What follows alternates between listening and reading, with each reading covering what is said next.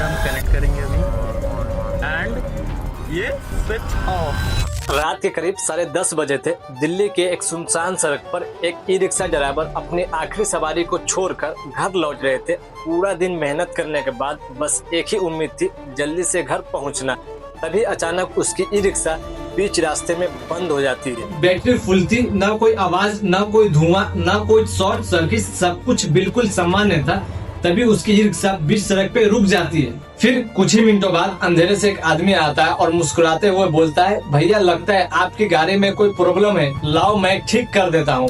और कुछ ही मिनटों के बाद वो प्रॉब्लम को सॉल्व कर देता है और उससे 500 से 600 रुपए ले लेता है। लेकिन उस वक्त ड्राइवर को पता ही नहीं चलता है कि उसकी गाड़ी में कोई प्रॉब्लम थी ही नहीं, बल्कि उसे एक मोबाइल ऐप के जरिए उसकी गाड़ी को रोक दिया गया था। लेकिन सवाल ये है, क्या सच में किसी ऐप के जरिए ई रिक्शा को रोका जा सकता है? आइए समझते हैं आज के इस वीडियो में।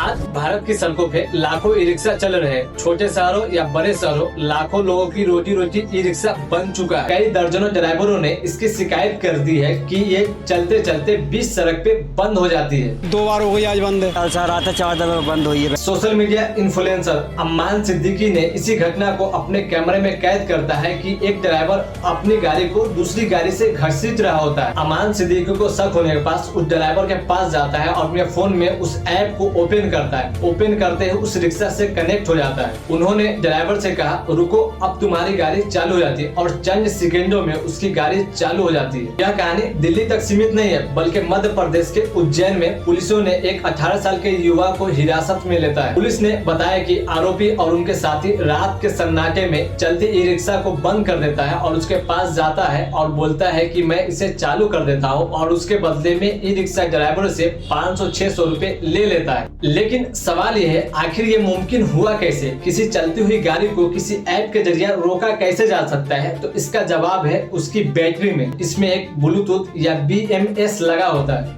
यह सिस्टम बैटरी के वोल्टेज, टेम्परेचर और चार्जिंग जैसी समस्या के लिए बनाया गया था। दिक्कत यहाँ पे यह थी कि कई सस्ती बैटरी में यह बिना पासपोर्ट के भी काम करने लगा था। यानी ब्लूटूथ की रेंज में 10 से 15 मीटर की रेंज में कोई भी अनजान व्यक्ति इसे कनेक्ट कर सकता है और इसे बंद कर सकता है। इस ऐप का नाम है BAT BMS। इसका उपयोग मॉनिटरिंग के लिए किया गया था, लेकिन इसका उपयोग कई लोग गलत फायदे के लिए करने लगा। ज्यादातर ड्राइवर को यह पता ही नहीं था कि उसकी बैटरी में एक ब्लूटूथ फीचर मौजूद है, क्योंकि उसे कभी डीलर ये बताया ही नहीं था। लेकिन सवाल यह है, ड्राइवरों को इन सब से बचने के लिए क्या करना चाहिए? अगर आपकी ई रिक्शा बीच रास्ते में बंद हो जाती है तो आप घबराए नहीं, बल्कि एक सुरक्षित जगह पर खड़ी करें।